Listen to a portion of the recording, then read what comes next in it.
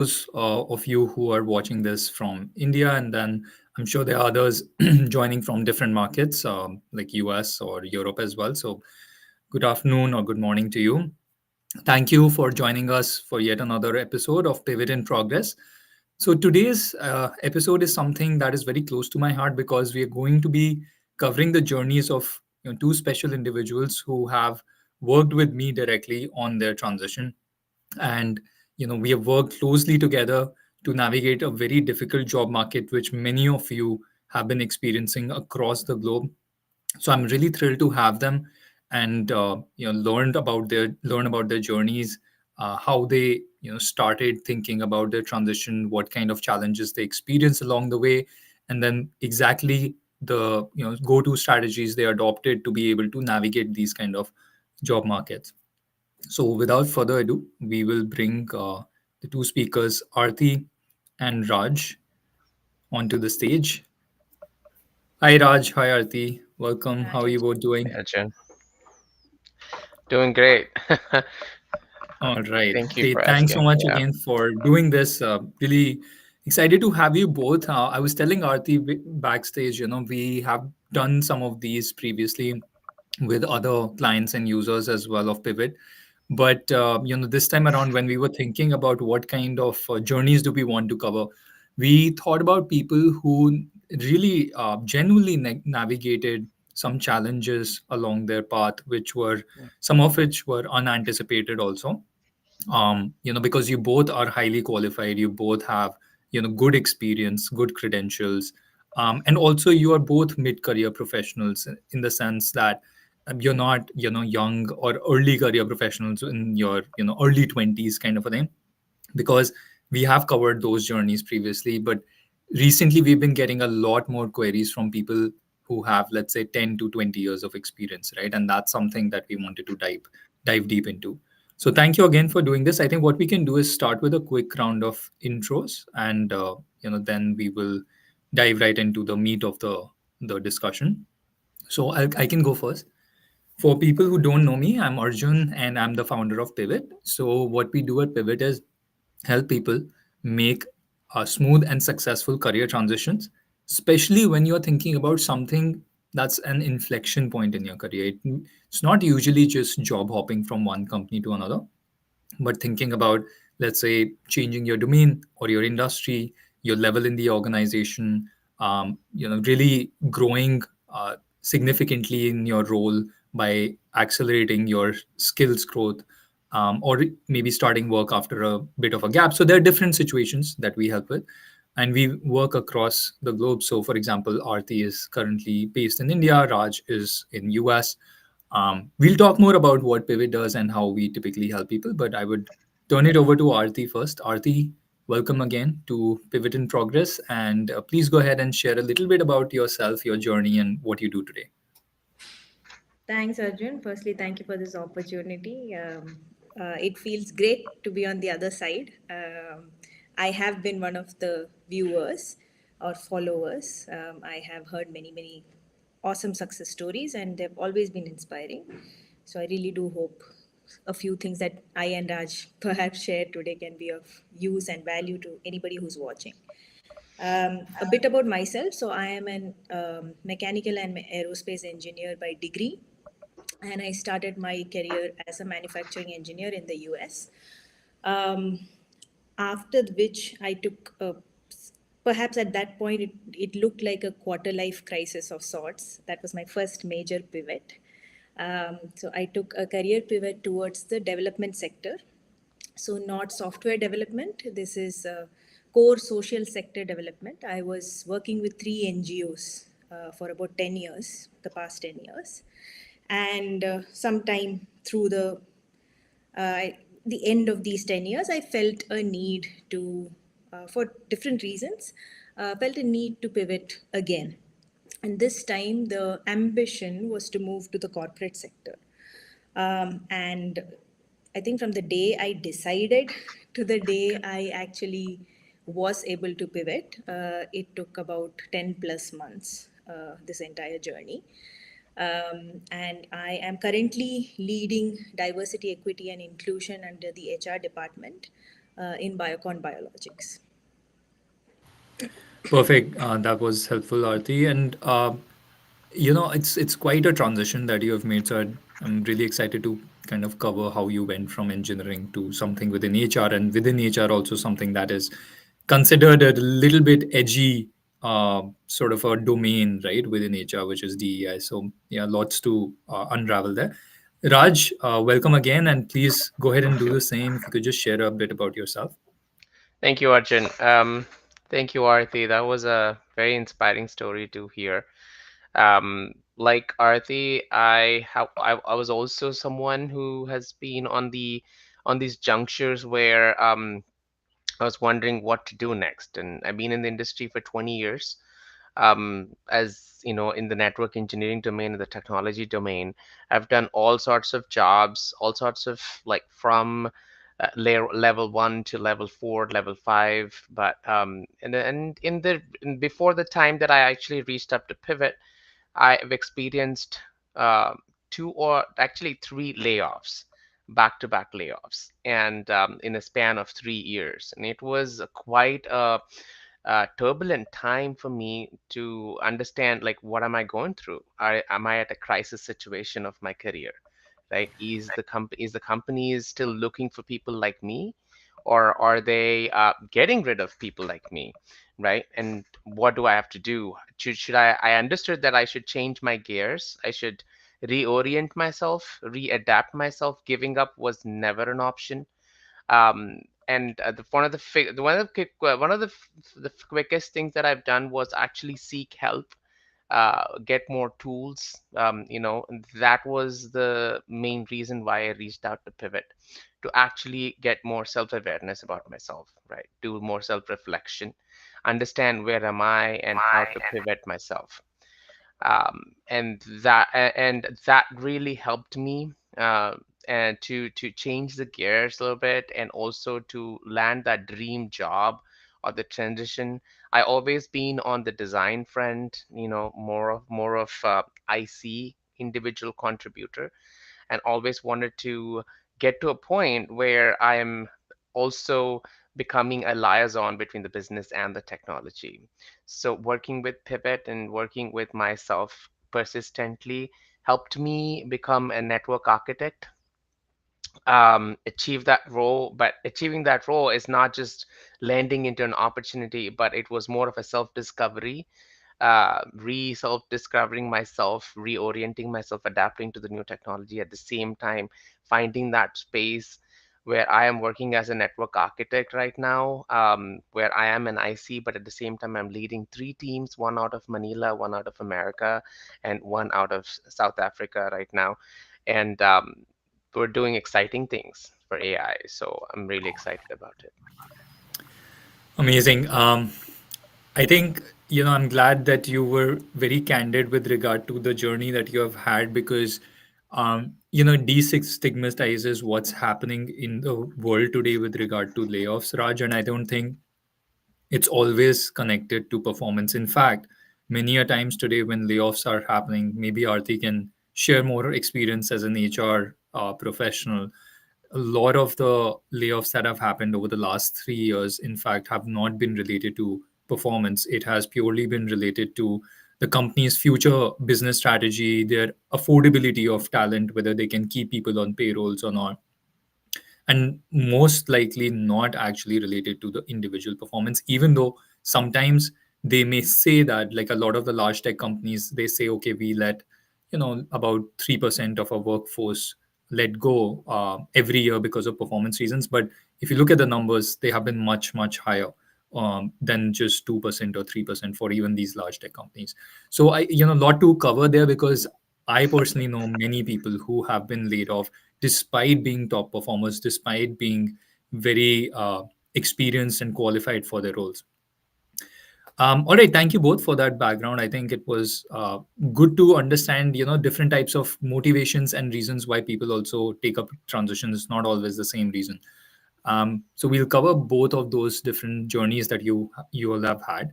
We'll start with at the beginning, basically, which is at the start of the journey. Most people are grappling with the question of why should I transition and what should I transition to?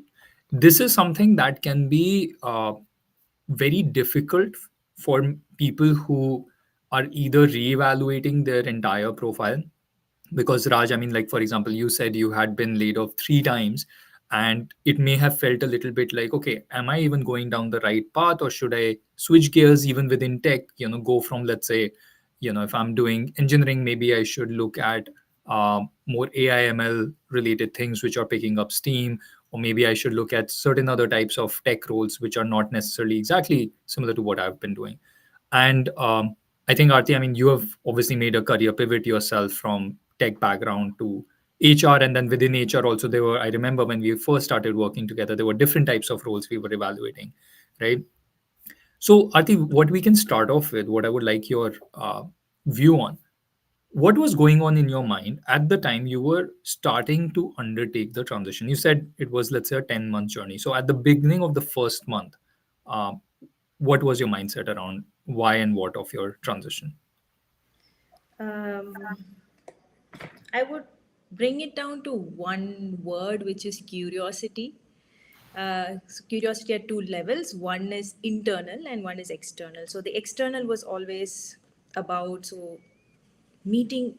It began with me starting to meet more people from a different sector. It just happened to be at a time when I was rethinking whether is this the career that I want to have another 10 years of, or he has been 10 years, it's been a great ride. What could be next for me, right? So the I think it isn't one thing. It is motivated by the future financing, the future ambitions that I may have had in the past, the kind of life stage that I am in, the life Mm-hmm. experiences that I wanted to have. All of these kind of came together, and that's where the curiosity started coming up for me. The external curiosity is, of course, from meeting more people. The internal curiosity was, how would the future look?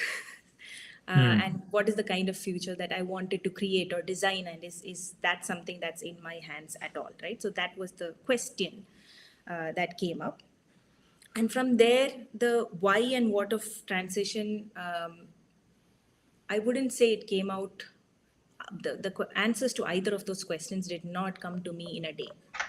It came to me over a period of time now, and starting, of course, with those conversations that I told you with a newer set of people, Yeah. and then through those the pathways that were building up, I also found pivot Right. through Achala, is who Mm. I found this. And I, again, curiosity struck, that the fact that the question from is it possible for somebody with my kind of background that has nothing to do with the kind of future, or maybe at that point I thought, oh, nothing to do with the kind of future I'm trying to build, to Right. then seeking support. I think that's something that Raj said as the first point: seeking help, Mm. seeking support, from the angle of building knowledge about a different sector, the building knowledge about the different differences in people, skills, attitude, perhaps, and the kind of network that you need to be part of in order to enable that reality that you're looking for next. I think these were some Right. of those keywords that kept popping up while I was undergoing the transition. Yeah, and I remember, Arti, when we first started, I mean, correct me if I'm wrong, I was referring to my notes. There were, different types of roles that we had also considered, Yes. right? Because, I mean, I completely, remember, this curiosity attitude that you had brought even back Yeah. then. Yeah. But there were certain types of objectives you had in mind. There were Yes. certain types of skills and experiences you had had, Yeah. and we knew that we had to take all of those into account. And for example, I remember you wanted to create certain kind of impact, but you also wanted to have, reasonably growing career. It Yeah. shouldn't. be stagnating, Yeah. but also create certain kind of impact in your Yeah. field. Yeah. And so we had discussed, for example, careers that could happen in non-profit, Yes. sustainability, Yes. social impact, right? Something that you had worked in Yeah. previously. And But people then we development. That was the fourth pillar that we spoke about. Right. And so there were these different types of options that we were considering, Yeah. and they all try to balance your key priorities, your Yes. key skills and interests. Yes. But can you just, as a follow up question, tell me what helped you structure your thoughts with regard to firstly shortlisting these openings, Yeah. right? Because going from saying, oh, I could do X number of things Yeah. to saying that, okay, I think I should try and shortlist maybe three roles, which I Yeah. believe are the most relevant ones. Yeah. And then from those three roles to further honing in on one specific role, Yeah. how did you structure your thoughts and start to feel confident that you were heading in the right direction? Thank you. That is a pivotal question. So in answering that, again, two keywords that come up is mentorship and networking. um, and this is going to feature multiple times in all the answers that I'm going to give. But specifically, where did that mentorship seeking opportunity come through? That definitely came through Pivot, because I did try individually on my own to figure this out. So I did spend some time trying to do it, try to structure it. Definitely, by the time we had the first conversation, I had some of these ideas, and I gave those to you, right? And you came back with even more valuable information and pathways for me to dig deeper. Um, but the second step was critical, which is the network that is already in Pivot. There are those mentors that you could reach out to Yes. with your support, as well as independently. Having had those conversations with multiple people, I think I had four conversations, um, each person belonging to one of those verticals that we have Mm-hmm. recognized. And honestly, within those four conversations, I did not get the answer. However, Hmm. I at least got the answer I did not get the complete answer, but I got the partial answer of, is this the kind of role that I see myself doing from a Mm-hmm. everydayness point of view? And if the answer was maybe, great. If it's a yes, got me more excited. And there were a couple of them that came out as definitely not. That's going to be too Yeah. much of a So drag sort of for. process of elimination in some Yeah, sense. it really, Yeah. that's essentially what I did.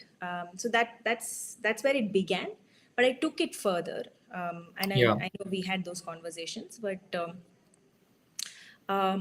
you encouraged me to take it up individually as well. And I think that was one of the greatest inputs that I got. And I Mm-hmm. continued to reach out to people, cold message people on LinkedIn.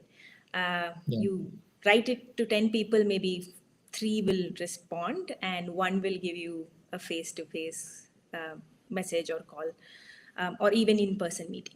And in Right. those meetings, there were a couple of levels of conversations that I was having, right? So, first level of conversation was to understand, in their point of view, what they think me as a person, individual, as well as the skills that I bring, what is the Yeah. kind of transition that I could see. Got it. Once that set of conversations started happening, again, elimination, and it started becoming more clear on what or not, yeah, I think what pathway is the most obvious one, and the kind that brings together my past, probably the present skills, as well as Future um, goals. yeah, the future of work, that's how I call it, right? Essentially, Hmm. what does future of work look like for my pathway? Is that, like Raj was saying, like, he's in AI right now, what is the effect of that going to be in my career? Do I Right. need to upskill for that? All those kind of questions started coming in as a Sure. um, output of these conversations. So that's where I would Yeah.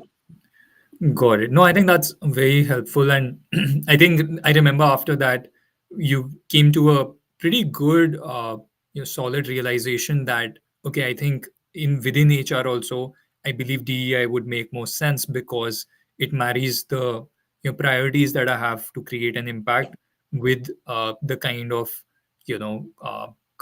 corporate culture or kind Yeah. of opportunity that I want to be part of. So yeah, I think I remember those discussions and the frameworks that you utilize to balance all of those different parameters.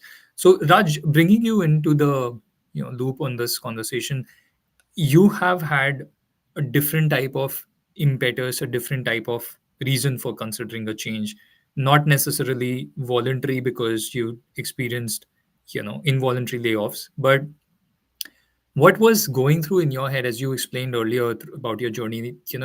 It can be fairly demotivating to any individual, no matter how experienced, high performing you are. It can sometimes feel like, okay, is there something I need to drastically change about my career path, my profile, or there's something about the external environment that I'm not gauging in the right way, meaning I'm not applying to the right companies who would be able to actually utilize my expertise the most. How did you navigate that self-reflection process at that time to say that, okay, I know I've had this experience repeatedly in the last 3 years, I don't want to have it again. What do I do to ensure that it doesn't happen again, as much as possible? So how did you structure your thoughts at that time? Yeah, it's a really good question, because that's what paved my way for all the future of what I'm currently doing. Yes, it was involuntary, but it was also kind of voluntary. And I believe in a lot of energy work that we create the drama in our life. I feel like it. So those layoffs were actually created by me unconsciously, subconsciously in some way, because I was not satisfied with what I was doing.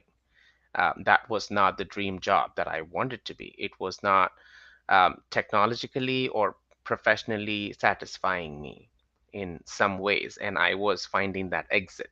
Now, coming to the practical situations of it, so understanding, doing self-reflection really, in the ways of understanding where you're coming from, what you love doing versus what you want to do, what's industry giving you versus where you want to be, right? These are some kind of, like, some kind of questions that I went through in terms of making a skill matrix, right, from an experience perspective, and understanding, having the self-awareness of, okay, this is what I've been doing so far, and people have liked me for these skill sets, so A, B, and C, but they don't like me for these skill sets like C, D, and E, whatever, right? Making the list of those things and understanding, working on your strengths, maximizing more on your strengths versus, yes, you need to also conquer your weaknesses, but that's not the major priority, right? Work, because there is a reason why people are reaching out to you, even with the times when I was Raj, interviewing. sorry to interject. Can you give an example on that? Like you just talked about, doubling down on your strengths, but simultaneously conquering some of the major weaknesses. What can you give me like an example for you? What was that? I know it might become a little technical, but that's okay. Hmm. You can Hmm. share that. Yeah, so I think from that perspective, you know, um, my strength was more of the customer faced. What I realized is, in the frequent job layoffs, I think one of the things, one Mm. of the aspects that people, the companies have really lauded about my behavior or my skill set was the customer facing aspect of it, where when I'm positioned in front of the customer or working with the customer directly, understanding their problems, delving into the deeper technical solution, giving them a tailored solution, customer solution, understanding the user feedback, right, and doing Mhm. something with it, and using that feedback to actually help modulate not just the technology solution, but also the teams and organizational uh, approaches and strategies. And that's Yeah. where my strength was. And when I understood that's my skill set, now I started applying for those roles, so finding those roles which will put me in those parts, right? Which will put me in the front of the customer and also help me project myself to the interviewers, to the companies, of how best I can contribute. Now, Mm. the things that the weaknesses was, well, I was a jack of all. I was not master of one. Like I said, like, I'm network engineering. There's a lot of vendors, there's a lot of products that we work through, length and breadth of products and vendor equipment and the technologies. So what I understood is over the years of 20 years, I've worked on so many technologies. I've never been able to master on one technology versus I've been like, jack of all. Yes, it works in a lot of the scenarios. Like, for example, current market wants you to be a full stack engineer if you're in technology. They want you to be from level 1 to level 7 completely. They want to have information, more knowledge, length and breadth, but they also want a depth of technology, right? So I think Yeah. that's one of the areas, and like, I understood that that's my weakness. So I positioned myself in the product industry versus the service industry. I was Hmm. working for T-Mobile, service providers, retail, transport, a lot of it in the previous past, and those are more service-oriented companies providing service for the customers. But I understood that that's probably gave me an outlook of becoming a solution engineer, a solution architect, which is a complete Hmm. holistic infrastructure overview. But at the same time, it was not giving me the opportunity to become a master of one product or few products, right? Yeah. So that's where I thought working on my weakness would be to position myself in the product industry, but at the same time focus on the customer skill. Wonderful. Um, I think that's, slightly unique in my experience because a lot of times when we talk to tech professionals, what happens is they end up thinking only about the tech aspects that they have less experience in, meaning if they've worked on a certain stack or if they have been, more on the front end, then they would think about whatever they are missing in their tech portfolio. But I think you looked at it slightly more holistically, where you also looked at your behavioral skill set, you looked at your impact on potential customers that you were having by not just building products but showcasing them, demoing them, ensuring that the customer was able to utilize your feedback and work on the product effectively.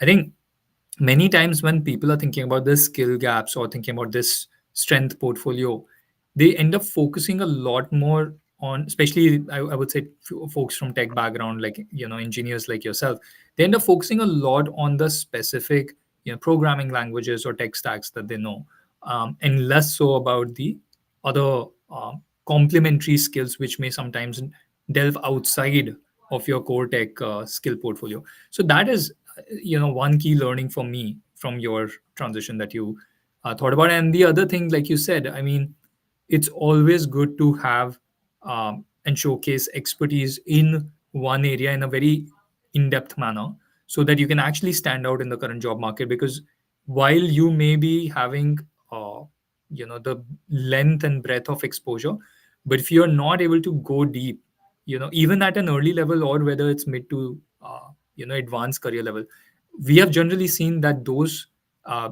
professionals have a harder time in the job market, typically speaking. So why is that happening? Actually, I want to understand that slightly better because, like you said, the market is moving towards where companies are expecting more individuals to have very well-rounded skills and having experience from L1 to L8, like you said. But at the same time, they are also looking for depth. Is that because of AI that they expect you to be able to do so many things and still be jack of all trades and master of at least one? I think it's partly AI. One of the I have to recollect. I spoke to a leader through Pivot. Her name was Usha Jagannathan, and she was Hmm. significant enough and very helpful for me to understand the AI driven scenario ecosystem of how we can adapt this. So going back to your question, partly it's because of AI. So AI, like a lot of people think that it's yes, it is. They think that it's scaring the people's job, it's taking people's jobs away, but it's not. It's actually, yes, it is taking the jobs away, but it's also giving you back the jobs that you always wanted to do, the dream jobs that you never went to do, right? That what that tells me is you need to be, because the AI is doing all those fundamental jobs that you've been doing for the past 10, 15 years now. Right. Now the companies are expecting you to master that skill, right? To be able to take the jobs to the next level. So that means that you need to be strong at your fundamentals, strong at all the the stack that you've been working so far. And because if you don't, then your tower will tumble down. You won't be able to build on it. And Mm. these jobs, these AI driven jobs right now, are mostly built on the strong fundamentals. So lacking depth is, yes, driven by that. And also the fact that the companies are edging towards 100% efficiency, more than 100% efficiency, zero loss, completely zero loss, and high throughput from a technology standpoint. And um, and have like 100, more than 100% availability, complete 24/7, no matter which country that you're having, right? The application services and everything is running 24/7, up and running without without like completely zero downtime. That Yeah. requires amazing skill set, amazing engineers with all of the skill set and fundamentals to drive that, I feel like. Yeah. Yeah. Fair enough. Okay, let's switch gears a little bit. I think we have delved deep into, your beginnings and kind of what your mindsets were at the time you were considering your transition, what things each of you did to be able to structure those transitions into, moving forward in the journey to implementing your transition rather than just strategizing. So in terms of now implementation of transition, I think one of the key things that both of you have already touched upon is working with uh, other folks who are not always, I would say, able to give you perfect answers that this is what you should do, Arti, or this is what Raj, you will be experiencing if you do this or do that, but they still were helpful. So people who served as mentors, as guides, as somebody who just gave you the right information, perhaps that you did not have previously, and you also networked on your own. Arti, you talked about that. So can we talk a little bit about the impact that these conversations had? How did you structure? Firstly, let me back up. So a lot of times people don't know who to reach out to be very honest, right? When they're reaching out to people on LinkedIn, either cold or they are even thinking about Yeah. their own networks, it Mm-hmm. can be a bit confusing. Sometimes people say, okay, I want to target that company, but the person I know there is much junior than me.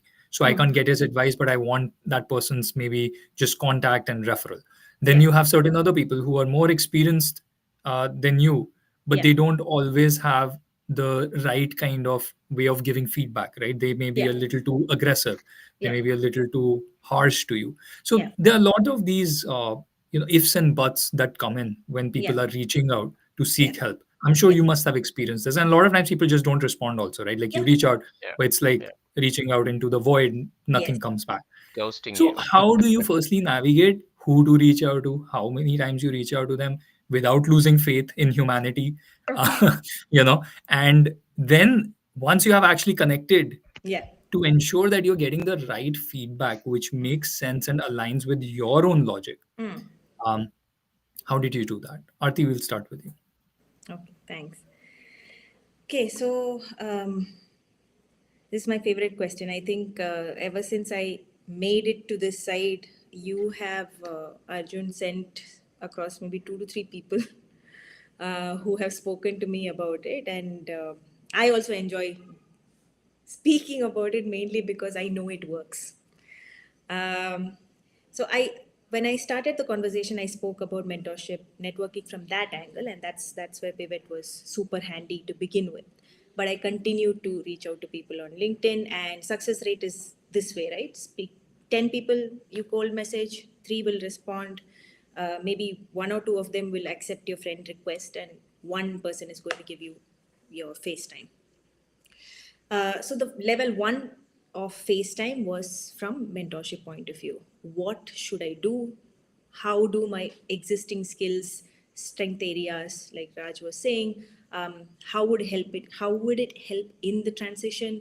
What are the kind of jobs perhaps that are out there that that are advertised but also silently put in the back burner and people are still looking out. So those are the kind of industry information I think that I got at level one. The feedback generally, because I was looking at it from a give me all your wisdom point of view, the conversations were also in that manner. Right? People who actually wanted to share that wisdom were the ones who actually gave me the face time. So that's number one. It was probably the least disappointing phase. The second, what I call level two, is when you're actually targeting companies, you're actually targeting those specific roles. This one is the heartbreakers. Um, the way that I looked at it, it would be here's I think before that, prior to that, is I did not have a blind approach to go ahead and send 100 resumes out. One of the um, one of the guidances that I got from Pivot was also to try and keep it very specific. Also coming from what Raj had just shared, it's about aligning what is it that you want, the ikigai aspect of things that you're bringing to your future job. So having said that, say there are five companies. In those five companies, if there are A, B, C roles, all of which are in different pathways that we spoke about, pick that one or two that are most aligning, and not just try to find out who the hiring manager might be, but also who could be the potential recruiter, who are the people who could potentially become colleagues for given that particular role. It does take a bit of time and investment to kind of fish that out, but it is very much possible. Once you get that, and now you have five people you're writing to for that single job instead of one. And so when in those five people, one could be a potential referrer, one could be somebody who would tell you, well, we are in the final part of the recruitment process. It's just still put out there for ABC Right. reason. No point in applying. One might actually be the hiring manager who says, oh, I really like the fact that you reached out to me. Let's have the first call. One could be the TA head who says, I'm going to put you in touch with the right recruiter. So all of these are not responses from a single job application, but these are the kind of responses that you are likely to get in a broad Right. Is setting. there, out of all those people, Arti, was there a pattern you identified after doing this for some time that, okay, these kind of people in these kind of positions are the most helpful ones? Like, for example, we have heard that sometimes if you reach out to somebody very senior, they may not respond, even though they might be the hiring manager for that role or the ultimate skip level manager or whatever. Yeah. Or, like recruiters get bombarded with these messages. So they Yes. typically, Yes. was there any sort of pattern you identified here? Who should be the top at the top of your list when you're reaching out? Hiring manager should be the top. For Hmm. me, that's what has worked. I have heard back out of the five roles that I wrote for, I heard back from three. Oh, Uh, wow. And all of those were hiring managers. all of them were hiring managers. Wow. No, Okay. I'm saying for all, I have sent out at least five to six different people, Sure. potentially Sure. everybody I spoke about, but I did hear back from the hiring managers for three of them. Two of them through cold connection on LinkedIn. One is through a networking, a friend's husband, Hmm. somebody working somewhere, that kind of a thing. But these were pleasantly surprising for me because they were very well known companies. I never thought that my resume would get shortlisted. In fact, I did Hmm. apply on their black hole thingy that is Yeah. there, which must be the success factors and ATSs. I never got a call back through that. But for the same role, when I did this, I did get a call back. Another thing to keep in mind, or I want to reveal, is none of them converted. So that comes to Hmm. my next part of the process if we are going to discuss it at all.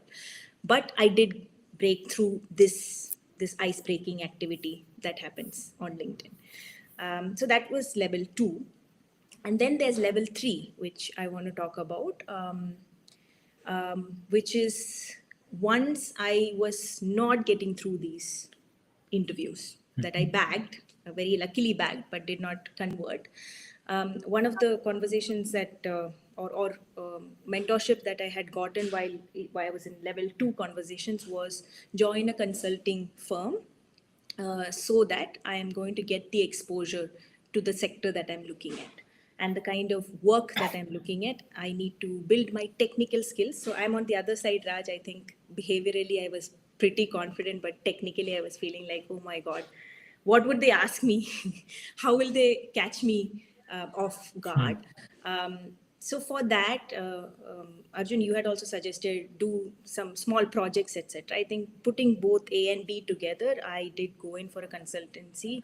I did not look at it as a short-term investment. I looked at it as however long I need to in order for me to contribute to the organization as well as get value for myself, the technicality figured out. And Yeah. that was one of the best investments, I would say. So once I failed that phase, but I did get through that one consultancy. I was working with them for 6 months, would have continued to work with them had I not got this offer. So in that Yeah. 6 months though, I went into level 3. So level Hmm. 3 would be another type of networking where now I was feeling okay. I probably, if I wanted to, probably I could get in touch with whichever hiring manager. But then, with the knowledge that I'm gaining, the skills that I'm gaining, I would like to know what does my everyday look like if in the potential role. One, and I would like to Hmm. know, prepare myself for it. Number two, prepare myself for the future job itself. And number Yep. three is I want to build a network of peers in the field that I am in, because that I know currently is currency. As I was going through this process, I was like, networking is currency. I need to build this. One, because through those conversations, I was pretty sure I will start understanding more about those technicalities that I was probably cocooned from even in this job, right? Because it Right. wasn't in the corporate. We were catering to corporate. So there were still some gaps. So putting all of those together, I massively started networking to build a peer network in the kind of Hmm. role and level that I was looking at in future. And that's why I wanted to just say, somebody said, can you reach out to somebody junior, somebody senior, somebody at the same level? Honestly, it doesn't matter. It's a plus or minus of 2 to 5 years is okay. Most of the people in that 2 to 5 years are having similar journeys to you on the Right. other side. Most of them and it's also about the language, right? But by level 2 or level 1, I was asking more like, could you refer me, or Hmm. this is the role I'm looking at, to now pivoting and having conversations around, hey, here's what I know in the, Yeah. can you tell me some of the challenges you're facing? How can I add value through our Right. conversation? So those kind of changes, I think, made it more welcoming to the Hmm. to those new friends or peers I was making, and they were Yeah. more than happy to have in-depth, long conversations about life, about building career, etc., etc. And none of it was, at least for me, none of it was from the expectation that one of these conversations is going to change my life, but Change your it life. was Hmm. one of these conversations that actually changed my life, and that too, That's just one addition, that yeah, too yeah, not go ahead. from a peer level person, but somebody who was reporting into the role that I eventually got into. Oh um, wow. yeah, Okay. I mean, not even currently reporting, ex reporting into that role. So that's how it worked for me, and I'm happy to answer more if you have any questions on that. No, I was just going to say, I think one of the things that you have beautifully done here is A, structured the entire networking journey into that level one, two, and three. And what were the sort of parameters that you functioned within when you were networking within those L1, 2, 3? So that people understand not every networking will result in the same kind of outcomes, right?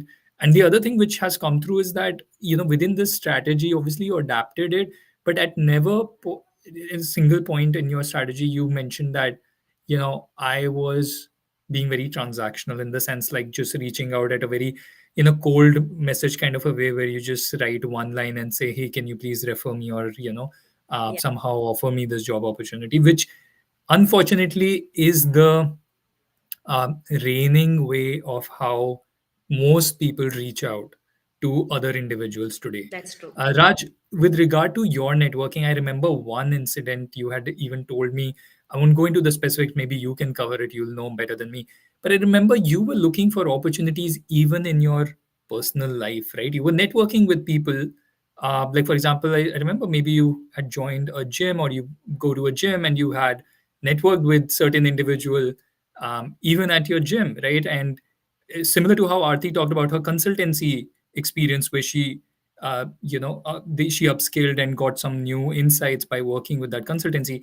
I think similar to that, and correct me if I'm wrong, but similar to that, you also were networking and finding opportunities in some non-traditional ways, through your personal network, in addition to the professional networking that you were doing.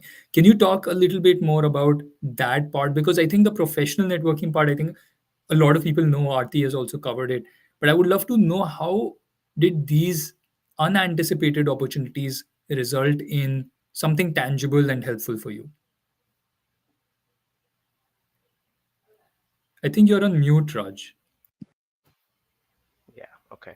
Sorry about that. Yeah. So there's a lot of valuable insights Arti had mentioned. There's a lot of information about adaptability. Current professional networking is currency, right? And you don't see that as a as something like an immediate gratification, or for you to get like a job immediately, right? You look that for building relationships with people. The intention should be to just build relationships without there will be things coming forward to you once they see who you are for. Now, it's very hard to pitch yourself in one liner, or maybe pitch your whole journey in a 4 line or a 5 line pitch to the people that you don't even know, people that don't even know you, like what you've been doing and how you've been doing. It's very hard to summarize everything in that. So how you can reveal that to people, how you can share that with people, is about professional networking. Yes, I've gone through a lot of non-traditional ways to go out. I always believe stepping out of the box and thinking something from a different perspective. Like, I'm a CrossFit coach and I am also a mountaineer. I help people, train people to go climb mountains. And there's a lot of social networking who are all these professionals like VPs, directors, and a lot of leaders in the industry. Once they've reached certain level, they're trying to figure out what they really want in their life, and all of that comes through running marathons. If you see, all these leaders are actually running marathons, building teams, climbing mountains, going to gym, working on the physical fitness, working on body mind integration. These are the opportunities, these are the places, the communities where you can go start like building your network, communicating to them at the basic human level. What are the opportunities for you to communicate with these leaders of the community, leaders of these companies, to have an open conversation, right? Be open minded. This is the non traditional way that I found myself, where you just Mm. start working out with someone or coaching someone. I had a brilliant opportunity because I'm a CrossFit coach. I am a leader in the community outside of the work. So I am influencing them in some way. At the same time, I'm seeking the influence, I'm seeking the inspiration from them as well. So Yeah. yeah, yeah, I Can would Yeah, I and I think I recall that there was an opportunity. Oh, Aarti, yeah, please go ahead, Aarti. It I seems just like you wanted had a to point. add because I'm with you, Raj. You brought up two memories for me. One is that when I also work out in what's called Cult Fit, and we have these dance classes, group dance classes. And I remember it early on in my career, this search, I was going in and I was like, I'm sure some of these people are working in some of those bigger tagged corporates. How do I get to know them, get them to know me? Probably by the end of the year. So this was in Jan, and I was like, maybe in December. By the time it's December, they would say, okay, Ati, you're looking out for a job, we will refer you. So that is one Yeah. community, that power of community. And the other community place that was helpful for me that way was a volunteering community um, that I was part of, and people who were like 20 plus years of experience were coming to volunteer, um, and they wanted to actually shift to the social sector. So this was just like, Mm. I will help you and support you in the way that our sector works. So how does yours? Mm. So yeah, these two things came in. So the power of community is immense. So knowing your already existing communities and places where you enjoy spending time, and people don't get to see that part of you in a professional setting. And that's another natural way in which people do get attracted to your personality, the what you bring to the table. And the third thing is, if without sounding too spiritual, the power of affirmations and the universe out there, just you need to bring it into every conversation that you are somebody who is currently out here looking for a role. um, the more you speak about it, the more it becomes real for you that you are looking out for a role. And that's when, in some of those conversations, it would just turn in, oh, are you? Oh, I know this person who could possibly da da da da. So, Yeah. yeah, just that. Yeah, that's, I think, yeah, you're right. It's like, manifestations and being authentic, what it comes out when you're in that kind of settings, in a personal community group support volunteering capacity, or any of this, um, you know gyms, or the climbing groups that I've said about, where it brings out your actual authentic personality. You're not trying to pitch yourself, you're not trying to be someone else, and that true personality is what leaders are looking for, right? And that's where you see the clear distinction of what kind of people that you want to work for, and what kind of people that you don't want to be working for, right? One of the situations that Arjun was talking about is the during my job search time. I had gone through like a couple of companies, which took me like almost 2 to 3 months of span to like go through the interviews, and finally I got, after 6 to 7 rounds, there was rejection. It was very disappointing. And there was aspect of like, what should I do right now? And how should I? Yes, the market is so dry, and the opportunities are not coming knocking at your door every day or the other, or every week. What really stood out to me was Arjun told me that I should step out and then like use this community to see what's out there, right? Just talk to them and be open-minded, and establish and express them that you are looking for a job, right? You're looking for communicate to them about the struggles that you're having. Just have a one-on-one conversation. What came out through was one of the startup entrepreneurs was my CrossFit client. He started a company out and 3 years ago on a cryptocurrency based, and he is working out with people based out of Russia, Morocco, and US based customers. And in we worked out together. I coached him and everything. It was great, and he understood what I was going through. He asked me what I was, I told him like, this is what we're looking at. This is what I work on. These are my skill sets. But not from a perspective of pitching to someone, not from a perspective of expecting something from him, just from a professional collaboration standpoint. And he said, and the next day he shows up and he said, Raj, I think we should meet up. You want to grab some coffee tomorrow? And I said, yeah, totally. Why not? And then we just went into a coffee shop. We grabbed coffee. We started talking about. I was more genuinely interested to know what he does for this company and what that company is all about, because I was genuinely interested in finding out about cryptocurrency, and in having my own investments into it. So understanding that, I was just curious about their technology, the skill set that they have, the company setup. And the more and more we talked, and I think he felt like, Raj, you might be really valuable to us in adding more to the in terms of technology, because they were using a lot of security space, cyber security aspect of it, which is a critical component for cryptocurrency to block attackers and block intruders and stuff. And I said, so what are the solutions that you use? What kind of technologies that you use to like block these people from this cryptocurrency? And he talked about a few technologies that really strike me, because those were the technologies that I worked in the past. And there was some technologies that I didn't have much exposure to, but I that could be my learning gap, and that could be my challenging situation to Yeah. help myself to grow into that. So I said, he was not willing to hire me as a full-time job, but he was willing to give me a part-time job where I work like 4 to 5 hours a day and work on building that project for him, and helping him out, helping the whole team day in and day out, being with them. And I remember talking to Arjun about this, and Arjun was like, "This is cool, Raj. I mean, like, yes, this is unconventional. This is not the traditional role that you're looking for, but this is going to help you build that professional network. At the same time, it's going to expose you to a different sector, different industry altogether too.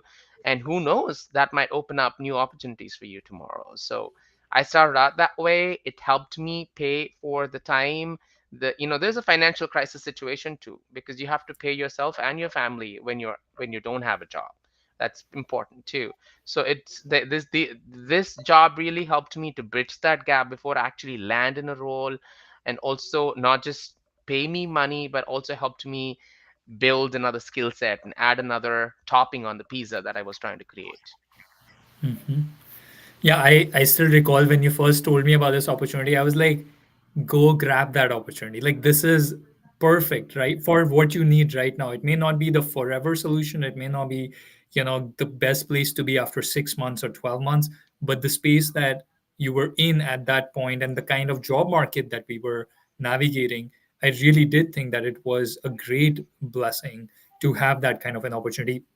But what my key learning from your experience, Raj, has been is that we are always looking out for a role when we are searching for jobs in a very intentional, very deliberate, very direct manner most of the times, and that's where we expect the doors to open for us. But many of the times the doors that actually open for us are the ones that we had knocked on few months or years ago, or we have been sort of plugged into certain communities for a fairly long period of time, right? It's not like something we just started doing because of job search and suddenly the door opens. So that was a big learning. If people can go beyond their professional networks and tap into the communities, whether personal or professional, actually, for that matter, where they have been plugged into for a while, where people know you and you know them.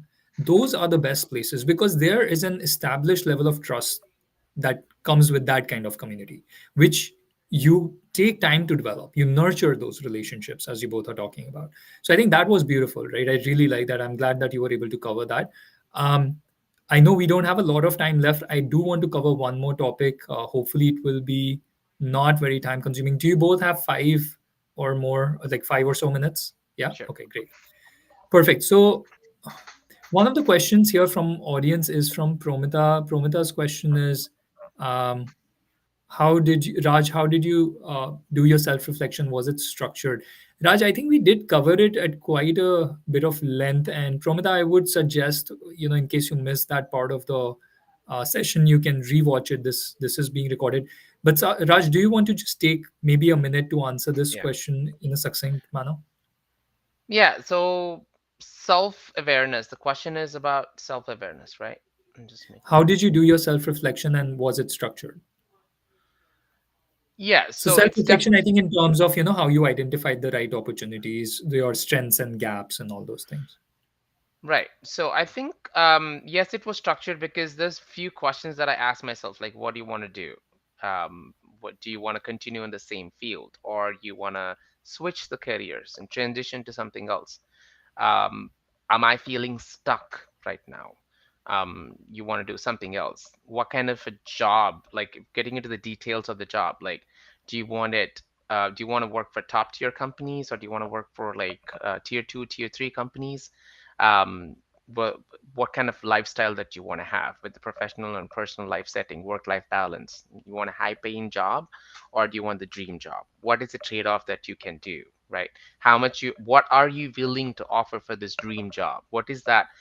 Identifying that dream job, whatever that is, what is the it need not be the dream job, but what is that next job that you want to land yourself, so that you can ultimately reach that dream job, right?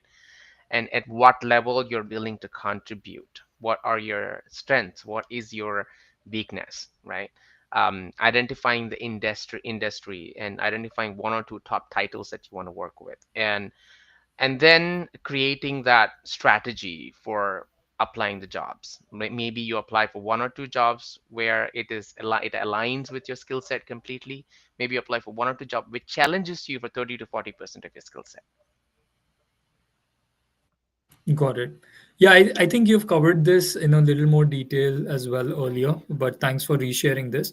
What I wanted to cover actually is probably something that many folks in the current job market are grappling with, which is converting the interviews into offers, right? So far a lot of the discussions have been centered around how do we get the right interviews, right? So that is with regard to identifying your strengths, plugging your gaps, doing the right kind of networking, right? A lot of these opportunities that Arti and Raj both talked about were how did they even enter the job market, get their foot in the door to get the initial interviews for their target roles. There were obviously certain other things with regard to resume and LinkedIn optimization. That's something that we cover very frequently. You can look at our other videos if you like. But the part which I really want to now touch upon is you started getting interviews. What did you do to convert them and get the best offer that you were hoping for? Um, Arti, we'll start with you. If you can share, your interview preparation process, the uh, things that worked well, things that did not work well, and ultimately what helped you convert. Yes, thank you for that. I thought it was not going to get covered today, but this is one of the most difficult phases to go through. Like Raj said, at least personally for me, um, getting those interview calls started becoming more like something I'm able to turn around faster than converting. So the first thing that happened is for me to see the trend of not getting conversions, coming face to face with that reality, accepting the reality, and saying that something is going very wrong in the way that I'm approaching things. So, again, going back to the whiteboard, redrawing from the aspect of all the things that Raj just mentioned, right, from a self-reflection point of view, but at the same time seeing here's everything that you're building, the profile, the awesomeness that you are. Why is the other person not able to see it? What is that missing gap or link, right? And what I realize for myself is that coming from a completely different sector, there was a language or a communication gap to begin with. Meaning, there were keywords and technical terms for the same thing that I've done in the past that I wasn't able to utilize or use or place in a manner that would make sense to the person who was interviewing me. So that was the first thing, first insight for me, which meant that in the 6 months that I was building up, I was getting my technical, my fundamentals in that particular field better. And when the jack of all trades and master of none came through, I think there is a certain positive pressure to actually go to the depths of most of the technical things that you need to be on top of. So those were two things. Number three is actually decoding the JD. What they're looking for or who they're looking for is in there. Mostly it's there in the top 4 to 5 things that they're mentioning. Even if there are like 10 things that are mandatory and 10 things that, or 5 things that are preferred, look at the top 3 to 5. Those are the things that you need to be on top of. And what that means is, how is it that you are collaborating with metrics, with examples, with the impact that you're creating to, with say storytelling. And storytelling is one of the most critical skills in interviewing, mostly underrated, but the better storyteller you are, the better the person is taking away an experience with you. So craft your stories in a way that you are able to show, okay, I can do A, B, C, D, E extremely well. So that was my third insight. And the fourth insight was to actually be very vigilant in the interviews. So you, in the conversations, you observe the body language, the expressions of your interviewer as much as they are looking at your body language and face. There always comes a time when you see the upward going conversation flip, and you have to be very aware of what were those questions. What was the time when you see, oh, you did not catch their attention, or now they have lost interest? You're seeing all of that happen. You will lose courage, of course, midway through your interview. But those are cue points for your next interview. So you know that here's like a bunch of, through my first 5 failures, there were a bunch of 4 to 5 trends that or trending questions that I could see I wasn't able to story tell best towards. So by the time those 6 months were over, I was able to build a story for Yeah. those. Great. Yeah. Just in the interest of time, Raj, I think we can jump straight to your process and experience interviewing and converting. I think you talked about how you had gone through so many interviews. I recall that, right? You and I did Yeah. mock interviews. You probably spoke with many other individuals to get feedback as well. What ultimately worked? But everything that, Arthi said, obviously, right? About, again, skill gap analysis, going through um, the process of interviewing. It's sometimes there are situations where I've landed up in a role in a span of 15 days or 20 days right out of one layoff. There are situations where it took me like 5 months to get into another job, right? What was I just sitting there for 5 months? No, it was me positioning myself and finding that right fit, right? And all of the times, every interview, I'm adding another cherry topping onto my pizza that I'm ultimately going to eat, right? I'm adding every interview is just adding another topping, not adding another topping, whether it is a skill gap, whether it is the effective communication, understanding how better I can be more effective in terms of quantifying my experience and delivering that to the interviewer. One of the interviewers, one of the few things that I've understood, like one of the things that really stood out to me was, yeah, quantifying, and having some tangible contribution, explaining some tangible contributions. The other thing was to actually ask the interviewer, a lot of the times you think you've done really great, and you wonder, then surprise comes to you that, oh, they've moved on from you. Like, what the heck? Yeah. I felt like I've done so good in the interview and I've answered every question, right? But have you checked with the interviewer? Are they looking for something more? Have you checked in with them? Have you been explicitly asking the question, did I answer your question fully? Is there anything else that you want to know about this? Because you never know. It's always an open-ended thing, right? And some interviewers are intentionally hiding that very question out of it, right? They want to know what's your approach. They want to know what's your intention there. Is your intention to just answer the questions and get out of the way, or are you really trying to answer the question, trying to understand what they're asking for, right? And now coming back to what really got me into the job is, all this process of going through the iterations of interviews, understanding with the people, understanding with the hiring managers, aligning yourself. What really happens when you actually land in a job is when you align yourself with what hiring managers, what job JDs are looking for. And it's not about getting 100% of whatever the JD is saying, but it's more about understanding what the team is looking for, and and really really knowing the personal from a from an um, interview standpoint, and making sure that you know your strengths and you speak your authentic self. What really got me into landing into the job is being myself and being authentic and putting myself in an authentic way that people will see me for who I am, the contributions that I have, the skill set that I bring, but it's also for the personality that I bring in, the attitude, right? So though that Yeah. is what helped me crack the interview.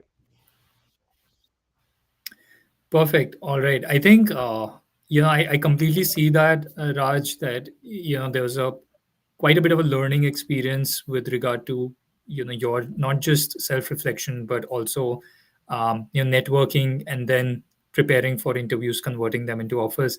And Arti, you had your own journey, and you both had your overlapping experiences where you both resonate with each other, but there are a lot of uniqueness to each of your journeys, which you highlighted as well. And that's one of the key takeaways here. You will see that when you are in the job market, there's a lot that you can learn from each other, from mentors, from peers, from even family and friends. But there are always going to be things that are very specific and unique to your journey. And it's equally important that you focus on addressing those things, even if they are not being always brought up by these mentors and peers, right? You will get that feedback from your job applications or from the interviewers. You will get that feedback. um, and that balance between listening to the right feedback, applying it, but also then ensuring that whatever you're not being told in the feedback directly but implicitly, you also take that into account. I think both of you have really covered that in a fine manner today. Thank you so much, everybody, for joining and staying on with us for over an hour. I hope this gave you, whatever actionable insights and motivation that you need at this point to be able to crack that next career move that you're targeting. Special thanks to Arti and Raj. Raj, I know it's very early for you in US right now, so really appreciate your time and all the insights and candid experiences that you have shared. I think it really made for a great conversation and will hopefully add a lot of value to people who joined today. So thank you once again. Thanks for Thank having. you. Thanks, Arjun. Thanks for this opportunity. Actually, reaching out to others and helping the community is all we do here. So Yeah. this is great. Thanks for doing this. Perfect. All right. Thank you, everyone. I hope you have a great rest of your evening. And we'll be doing these weekly. So do subscribe to our page on LinkedIn, and just keep checking in if you are looking for a new role or are looking for support on your career goals. All right.